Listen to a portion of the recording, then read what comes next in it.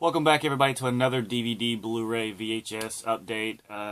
Technically, there's no VHS, but DVD and Blu-ray update. Let's go with that.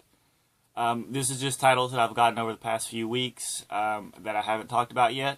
So let's go ahead and get started and go through and talk about all the films that I've gotten so far. The first one here that I got is, I actually got this from winning the contest over at Body Bag's collaboration channel on YouTube. This one is called Cold Hearts.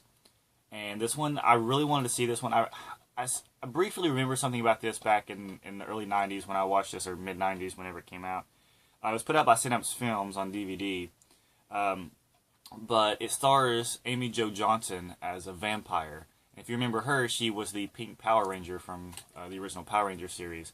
And that's why I've always wanted to see this movie. But for some reason, I feel like I have seen it. Someone described a scene to me about it, and I vaguely remember that scene, but I don't ever recalling ever watching this movie. But I'm really interested in picking this up, or I was really interested in getting this and pick it up to watch it again, just for the fact that it has Amy Jo Johnson in it. I love Amy Jo Johnson, and I'm really interested in watching this. The next one I got is a Scream Factory release.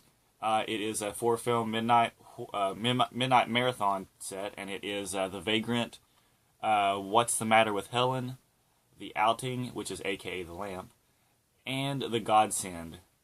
Now, the only one I have not seen on here is What's the Matter with Helen, so I plan on watching that very soon. But The Vagrant stars Bill Paxton.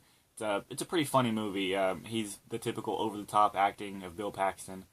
The Lamp is a great slasher film about a genie lamp that has a genie hidden inside that comes to life and kills a bunch of people at a school.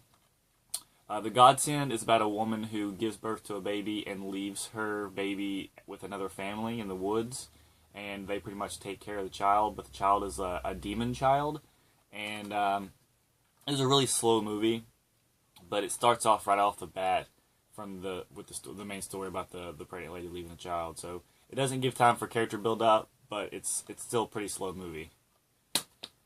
Another one I got is the other Midnight Marathon 4-pack from Scream Factory that features... I'm sorry about the glare, guys, but it features The Dungeon Master, which I've never seen, Cellar Dweller, which is a really good film, Contamination Point 7, which is a.k.a. The Crawlers, a.k.a. Troll 3. It doesn't have anything to do with trolls, though, but it's about a group of scientists that have like contamination barrels or whatever, and they put them in the woods, and it mutates the trees, and all the trees come to life and start killing people.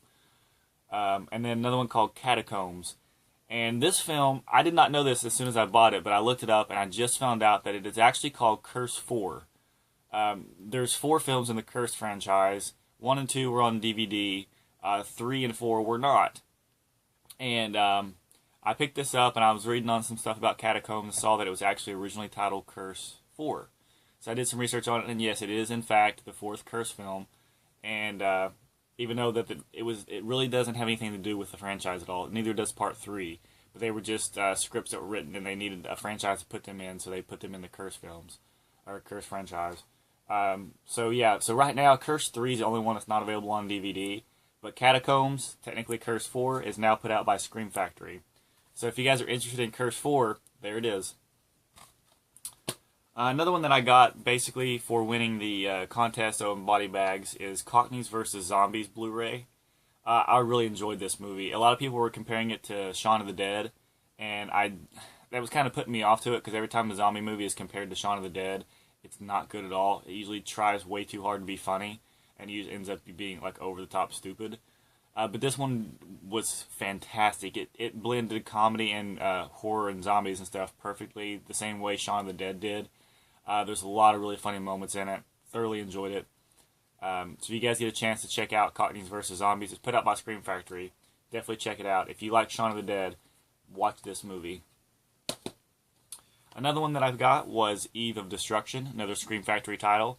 Now, I had no idea what this movie was until I just watched it recently. I didn't even know this movie existed. But I would describe this as like Lady Terminator. It's a really, really good movie. Basically, a scientist builds a robot of herself, and it goes haywire at the beginning of the movie. And goes on like a killing spree. And the lady has to track down, by using her memories, to hunt down the robot and kill it. It was a really good story. Now, another movie put out by Scream Factory, Assault on Precinct 13. And you guys might not believe it, but I have never seen this movie. I know it's considered one of Carpenter's like best films in his career, but I have not seen this yet. I definitely plan on watching it soon, but shame on me for not watching this. And another Scream Factory title. Like I said, I'm always trying to pick up more Scream Factory releases. I want to get everyone that's been put out so far. This is The Horror Show, the one I was talking about that was House 3 in a previous video. But this one right here is not really have anything to do with the House franchise. It was released in another country, and that company decided to put it out as House 3 to make it part of a franchise to kind of sell it a little bit better, which was stupid. I don't know why they did that. But it's actually called The Horror Show here in the U.S., and Scream Factory did a good job at putting it out as the original title instead of House 3. I'm glad they did that.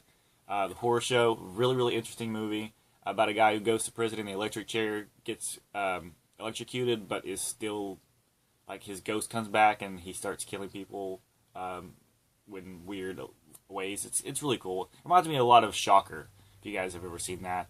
But The Horror Show, put out by Scream Factory, really interesting movie. And the last title I picked up is Anaconda's The Hunt for the Blood Orchid. Now, I really liked the first movie. I thought it was a lot of fun and entertaining. The sequel it's okay. It's not as good as the first, but it's still a really decent movie. I've never seen 3 and 4, but I am a completist, and I like to have every film in a franchise, and I own the first one on Blu-ray. So I decided to go ahead and pick up Anaconda 2, The Hunt for the Blood Orchid, to kind of start off finishing my collection for this. I still need 3 and 4 in my collection, which I'll pick up eventually, but Part 2 is a decent film, so I'm glad to have this one in my collection. That is it for this time, guys. Thanks, guys, for watching. Let me know what you think about this. Do I need to go in more detail with my description of the films, or whether or not I like them more? Let me know. I'll do whatever you guys want me to do to make my videos better. Hope you guys enjoyed these videos, and I'll see you next time.